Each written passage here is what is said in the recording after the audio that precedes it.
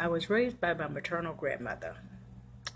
When she was 6 years old, her mother died and her father snatched her out of school, and she was devastated. She talked about that a lot. So she got married later, of course, and had 6 children, and she had an absentee husband and my grandfather. And so they never really got the education that she had wanted for her children. So what happened was I came along, and I am my grandmother's daughter, baby's daughter, and when I got to school, um, went to school for the first time, I really was already driven by her. I was very afraid in school because there were so many books, and I wondered how would I ever have the time to read all of them. However, what I discovered was I was very good at school and very good at reading and writing. And looking back, I know now that my grandmother had passed the fire on to me for education and knowledge. So when she would have her friends come to visit, they were, of course, older people, and uh, they would ask her how was I doing in school, and she would just beam and say that I was doing great, and that I could read very well, and I probably was, I don't know, 8, 9, 10, something like that, and they would say, have her read for me, and they would go. Usually, they would want me to read the Bible. Usually, that was what they wanted me to do. And when I would read it, they would cry. Most of them would cry. And so, what I learned in that was that education, knowledge, reading was very powerful. So, they would say, Lord have mercy, this baby can read. My grandmother, of course, was very proud.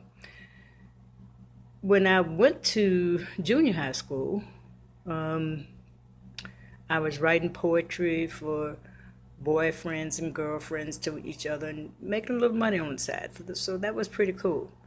My grandmother died when I was 15, so I was very sad, and actually still sad sometimes today because she was such a powerful influence on my life.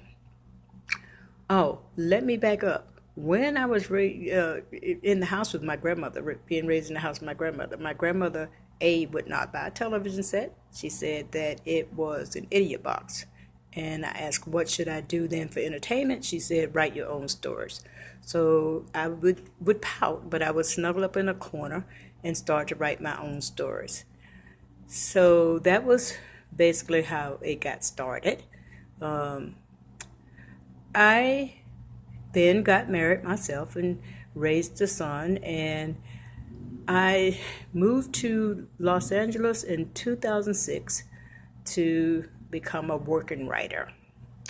And oddly enough, I had tried to do it from my home state of Florida, but it really is impossible to do something this of this magnitude from that far away, and nobody knows who you are. So I work every day at my craft. However, I've not made the money yet, but it's a big dream that I have stepped out here on faith to accomplish. I have several pieces copywritten, and that includes some features and some comedy shorts. I'm working on a new screenplay now, and typically I write a lot of historical pieces because there aren't enough pieces written about blacks being patriotic or marrying or loving or raising children or being good citizens. It's just not enough good material. So I do a lot of research, which I thoroughly enjoy. And I absolutely thank my grandmother for giving me the fire that I still carry and the desire to become successful. And what I know to be the truth is that I am the voice for her, my great grandmother, and my great great grandmother, because they really were proponents of education, and they came along at a time in this country where they were denied for one reason or another. So I always carried them with me, and at some point in time I will be able to tell the world that I am Sarah Crawford's granddaughter, Mahala Jenkins Leon great granddaughter, and Sarah Barnes's great great granddaughter, and that I accomplished what they wanted me to accomplish in life, in this world. And certainly education was always at the top of the list for them. Thank you.